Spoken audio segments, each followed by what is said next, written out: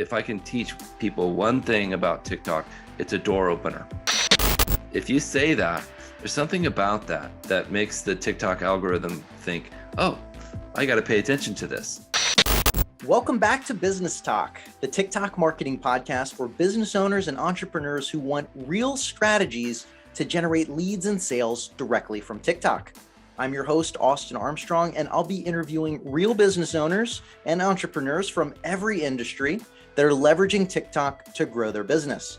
You can connect with me on TikTok at SocialtyPro. Let's jump into it. Today's guest is Cory with the company Landsberg Aurora. Over the course of his 24 years in the packaging industry, Cory's found countless ways to help individuals and businesses meet their sustainability goals. His mission is to facilitate conversations and share information so we can all do our part to protect our planet's precious resources. What a cause. That's incredible. Cory, thank you so much for joining me today.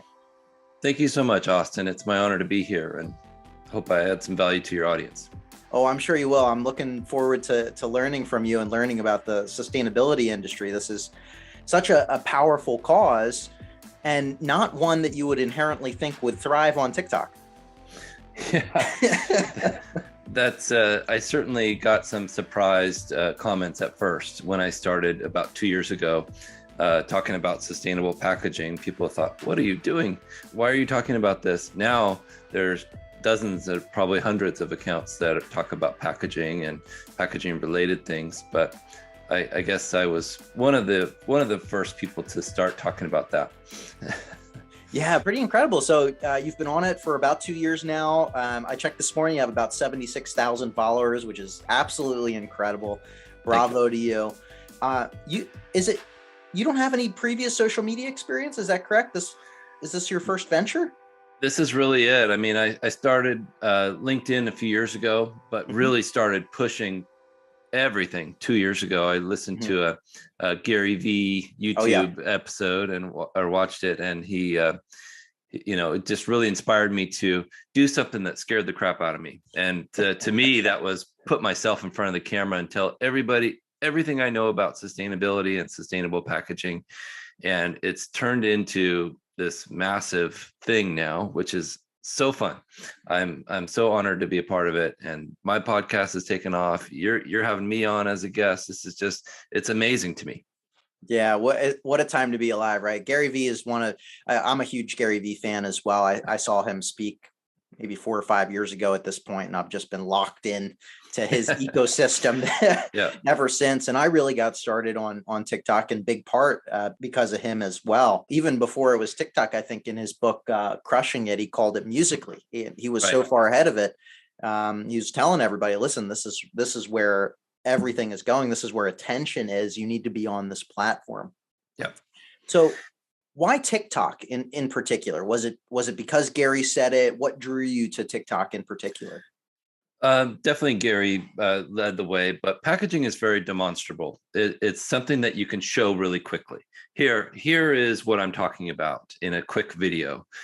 This box looks like this, and this is why it's good, or this is why it's bad for sustainability. And so it just really lent itself well to showing what I mean, by a quick video, and keep it interesting. Some of my most famous videos have been me dropping a bottle of wine from 11 feet up in the air in a sustainable container. Oh my goodness. Yes. I've actually seen your videos and didn't realize that was you. It's that cardboard sort of honeycomb feature, right? Yeah, it's called Flexi Hex. And I had them on my... I know exactly what that is. Wow. Yeah. Those videos, some of them went kind of viral for me. I mean, a couple 100,000 views is viral for me. And it really opened the door for other things. Once they saw that, they wanted to be on my podcast. And, it's just all of these. So I'm showing off their product for free, essentially. And then it turns into new opportunities, new business ventures, new speaking engagements. It opens doors. That's what my point. If I can teach people one thing about TikTok, it's a door opener. And it leads you to new opportunities in whatever it is you're excited about. Yeah, so true. I mean, everybody is looking at this platform right now, including some of the biggest entrepreneurs and businesses and mega corporations and companies in the world. All eyes are on TikTok right now, and it's just Yeah. opened up opportunities, like you said, that really have not been there before, or it's been a harder uphill battle to get their attention Yeah, at the very very true. least. So I'd love to hear about your early days on TikTok in particular, when you first got started, maybe the first couple weeks, the first couple months. Yeah. Talk about that a little bit. How did you start to create content? What was your frequency like? What were those initial videos like? Oh, I had no idea what I was doing. I remember we were on vacation and I thought I should start posting. I should do that today. And started posting pictures about our trip. We were in Maui at the time. Yeah, just nothing to do with packaging. If I could start over, I would never have done that. If I can teach people something about how to start, it's make sure you start in your niche and really focus on what you're talking about and don't waver from that, at least for a while. I'm thankful that I figured out this isn't working and I should focus on what I know about, and that's sustainable packaging and packaging in general. When did that aha moment sort of come to you that this was not working? I need to only talk about sustainability. I had a video of a product called Giami, which is a paper alternative to bubble wrap. And it went crazy viral, like 500,000 views. Wow. And I thought, okay, people want to learn about this. This is interesting. People are interested. They want to go away from non-sustainable options to more sustainable options for packaging. And they want to learn about this stuff. I've known about Giami for years and I had never seen a video on TikTok about it. Now you see, if you research it, you'll see thousands of them. But people wanted to know about that item specifically. And I thought, okay, I just need to do every sustainable option on here. And I went from the CEO of packaging to sustainable, I was more focused on sustainable packaging. Gotcha. And why do you think that this type of content resonated with people so well on TikTok? I think so many companies, it was just like the perfect timing. So many people were starting businesses. We were talking about mermaid straw before we started, Mm-hmm. and XXL scrunchie. All of these companies were starting from nothing during this pandemic, and they wanted to know, how do I do packaging? I don't know. I don't understand how to do this. So I had a lot of people reaching out to me. Can you explain this to me? Can we go over this? And I consulted for hundreds of companies because they didn't know where to begin. Got it. I love that. Can you talk a little bit about your content creation process from the point that you create or that you have an idea for a video and how you're actually executing that? Can you talk about that process a little bit? Yeah, my ideas come sporadically and Mhm. they seem to come in groups. And so to the chagrin of my wife, who oftentimes it's like, are you done yet? Let's go. It's 8 o'clock or it's 10 o'clock, whatever. But they just come to me. I think, oh, this is interesting. This is something I know that other people would like to know. I always ask myself, does this actually add value to people? Would people actually find this valuable? Would it help them in their business? And if I can't answer a yes to that, I usually don't post, because it's just me trying to get views, which is never a good way to do it. And so, how are you actually recording the content? Are you recording in TikTok? Are you recording on a regular camera? Tell me about that. Yeah. So I have an iPhone. Mhm. I think it's a iPhone 12, and I'll record most of them on that because it's so easy to do. I'll put them into captions so I can get the captions on the screen, that app. Mhm. I like those better than the TikTok captions. They're better. I'll Yeah. use the TikTok captions if I'm in a hurry. Or the other option is I'll use my high-end 1080 camera here that I use for my podcasting, and I'll put it into Descript and add captions that way. So there's a couple different ways, but usually on my phone, and then I just edit it in in TikTok usually. And how long does it take you on average to shoot and edit a video before you publish it? On average, I would say 5 minutes. I don't spend a huge amount of time because it's not about me. It's not about how I look. Nobody cares. It's like I'm an average looking person. What they're interested in. Don't be so hard on yourself. You're a good looking guy. Thank you, sir. I appreciate that. But it's about what can I add to the audience? How can I help them? What nugget of information can I give them that will actually help them be more sustainable with their packaging, that will actually help them make a difference in this world? It's exciting to me when I have an idea like, hey, did you know that you could do this? If you did it this way, it would save you this much, or it would do this for your company, or it would make you this much more sustainable. And to me, that's so exciting. That's so powerful and so important what you just said. And a couple things that you just said, that one, the videos are not about you. It's about your audience and how can you provide them value, and really how can you provide them value on a consistent basis. That's how you're going to build up a following online. I'm so impressed that you're able to create the videos that you create and edit them all within 5 minutes and get them posted. Yeah. I think that's a big misconception that a lot of business owners have, is that this is just another platform that we need to do. I'm already so busy. I don't have the time for this.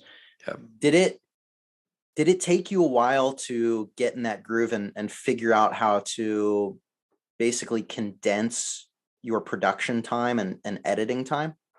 Yes. I used to worry a lot about it. Like, oh man, I have to, be meticulous and fine tune the sound and do all, but you just get better at it. And you realize, okay, if I can make this, about 15 seconds long, to 25 at the most, for me, that seems to be kind of the sweet spot. And add value with it, show something to people that's interesting. They're going to love it. They're going to appreciate it. They're going to respond to it. I always try to get them engaged, ask them a question. What do you think of this? Would you buy this? Would you return this packaging? Would you reuse this container? How does this work with you? Because I'm not promoting myself. I'm promoting sustainable packaging, which is something way bigger than me and is so important for our world. I just got lucky hitting this at a time when it's so popular. This is something we've been doing for 20 years in Portland. We were the first state of Oregon to have the bottle bill, where you attach a value to packaging and get that returned. Hopefully the rest of the states will follow suit someday, but it's something that's always been a part of my life. So I want to share it with others. I love that. It's genuine to you, which is so important. Yeah. How many episodes or videos are you posting on a regular basis? Are you doing one a day? Are you doing multiple per day, a couple a week? At least one a day is my goal. I try to do 2 a day is preferred. Any more than that, and it can get a little overwhelming.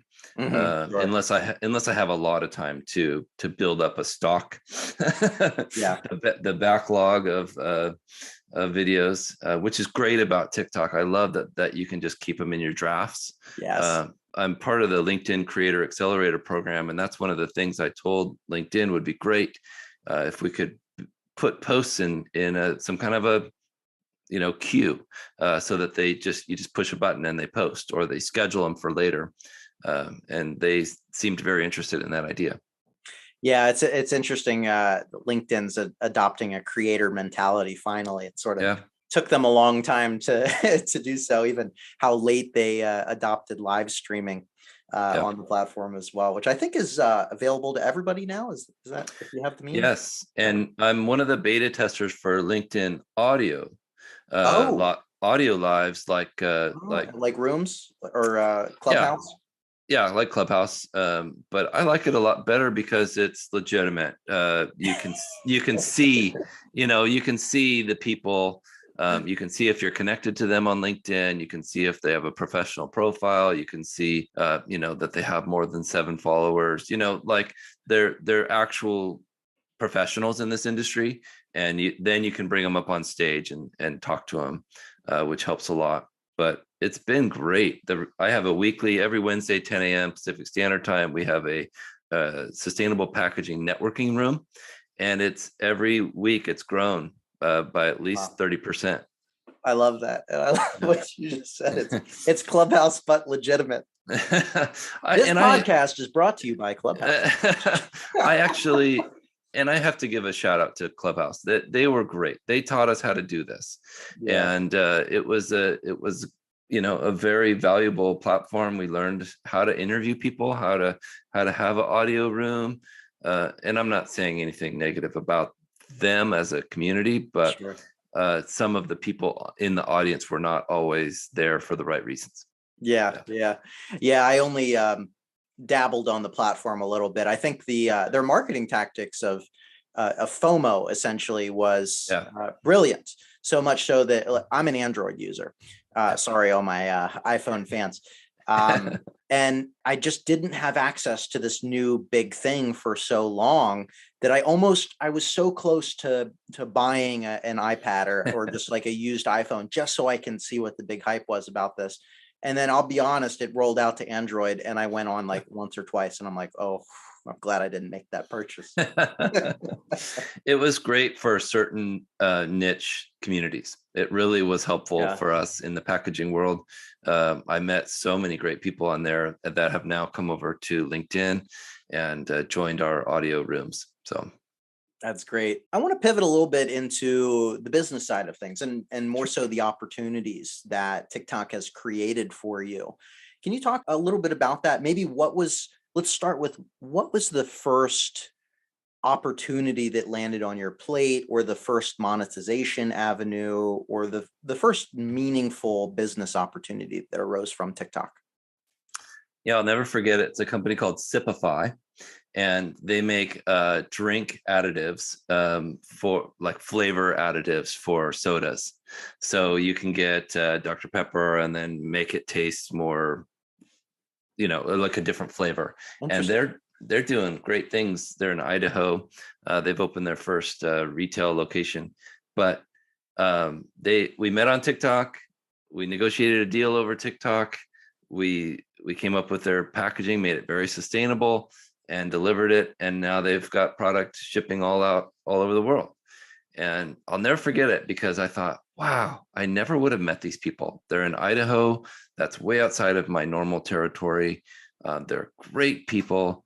They needed help with packaging, and they came to their friend on TikTok, Cory. It's just so cool, and so many stories like that. And now it's turned into my podcast and speaking engagements. And I absolutely would not have, I don't think I would have got to be a part of the LinkedIn Creator Accelerator program without, my 75 or 76,000 people on TikTok, because it creates that legitimacy. Like, okay, people care about what you're doing. People are interested. Obviously they keep watching and they keep following you and engaging. But it's an incredible, door opener, like I said. Yeah. Any other meaningful stories that you'd like to share of business opportunities? Anything specific? I think getting to speak at Waste 360, that was really fun. It's an event in Las Vegas that talks about how we should recycle and how we can consolidate and sort and recycle waste. And to be one of the speakers on the stage there was just an honor. And but the best thing for me has been the friendships and the real partnerships I've created, meeting some, people like you, Austin, and just Kyle Kaplanis, who taught me how to do podcasting. That guy, I met him on TikTok. He's amazing. My friends Adam Peak and Avelia Matos, just incredible people who have now, we've partnered, and now we've got sponsors. And, my company is supporting our podcast, and it's incredible. Cool.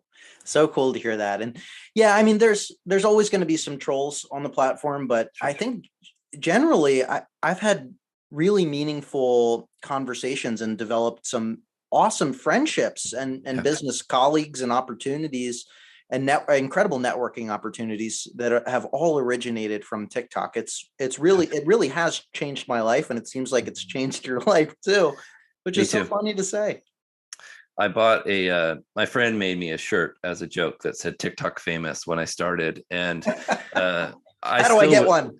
I still wear it. I love it. And people come up to me, are you on TikTok? Yeah, I'm on TikTok. I'm not really famous, but I love to wear it. It's funny and it's fun. It's a great atmosphere. And like you said, very few, I'm not getting those comments anymore, because even if someone, I learned this from Gary Vee, if somebody comments negatively, I say, I hope today is awesome for you. I hope you have a wonderful day. I hope something great happens for you today. And they never respond and they never come back, because they're just looking to egg you on, right? Yeah. So if you can show them love and that you actually care about them as a person, that you're sorry that they're sad, because they are sad, and that's too bad for them. And you never know what their situation is. Yeah.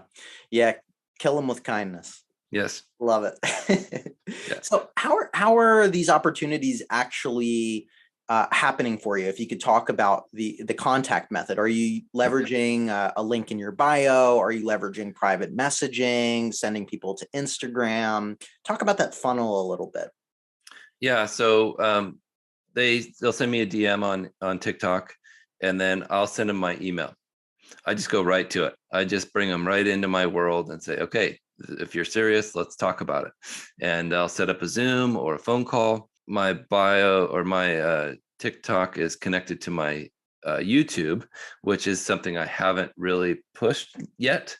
It's been like we talked about before the show. There's so much you could focus on. And if I had 5 of me, I could do more. But if only. Yeah.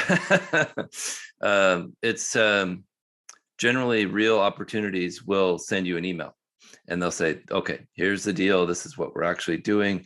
And then I almost always call them on the phone and say, okay, let's talk this through. And in 5-10 minutes, I can figure out if I'm the right fit. If I'm not, I'll lead them to something that's better. That's a promise I make to anyone. If you reach out to me and I'm not a good fit, I will guide you towards who I think would be the right fit for you. That's great that you do that. It makes you feel or come across as more authentic. Powerful strategy. I don't want to waste their time. Yeah.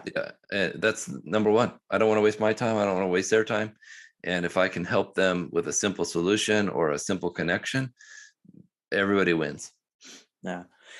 You had some great insights into this earlier in this episode, but I'd love to get some tactical advice from you on a new business owner, entrepreneur that's thinking about getting started on TikTok. Where should they begin? What steps should they take? I learned this from Gary Vee. Watch it for 10 hours. Watch it. Just watch it. Just interact, look at it, see what other people are doing. Search for people that are in your niche, interact with them, become friends with them, follow them. If your niche is like mine and there was nobody in it, but when you start, then just watch the platform, look at how people interact with each other, look what's appropriate, what's not appropriate, learn how to do a duet, watch some YouTube videos. Then on your first video, say, this is my first video. That's the number one for me. I always tell people that if you say that, there's something about that makes the TikTok algorithm think, oh, I got to pay attention to this. And I think when people see that, they often stop and say, oh, somebody new. Let's check this out. And just be yourself, be genuine. Be who you actually are. It's impossible to fake it forever. Just be yourself and let people get to know you and tell them about what you do. And I think people want to support good businesses and good brands. That's a really powerful tip that you just said there that I don't think many people take into account. And I've really never heard anyone say it before about that, putting out my first video. I'd love to hear your thoughts on how to structure that. I'm sure you would incorporate some storytelling elements, talking about the business, talking about the brand, talking about the why. Yeah. Can you break that down a little bit on what makes a good first video? Yeah, there's a good story about these two boys that were sitting in a truck, and they were talking about, they were young, 7 to 10 years old, two boys from the South, great Southern accent. And they said, this is our first video. we're selling they were selling bait, fishing bait. And we're going to start a business. And it went crazy viral because everybody wanted to support these kids. And I think it got to the point where they had like a GoFundMe page set up for them. And I think it was just these two boys being genuine, saying, we want to be business people. We want to work hard. We want to start this business and tell people about this great product, this bait that we use for our fishing. And to me, that story resonates with me because I watched it happen. And I don't remember their names. I wish I could remember, but it's an awesome story because they became TikTok famous pretty fast. And there are lots of stories like that. There's another story where this boy is jumping on a trampoline, and he said, this is my first TikTok video. I'm going to do a backflip. And he does a backflip on his backyard trampoline, and his buddy records it, and it goes viral. It's like, okay, so you're telling me that a brand that's making a really cool product can't have a splash in their first video and say, look at us. This is what we're doing. This is our first video. We're going to make a huge impact. We're here to, be a part of this community. It's an amazing platform. Yeah, it really is. You just made me think of so many other great channels too that have done something similar. And if you can tell that story and then pull them along for the journey, it's so powerful. I mean, another example that came to my mind is the Trade Me project, where this girl traded a single bobby pin all the way up to a house. I have been watching her story for the past 2 years. She got the house. Incredible. It was such an incredible story. And it just sucks you in right from the beginning. So that's such a powerful way to hit the ground running here on TikTok. I think people gravitate towards authentic.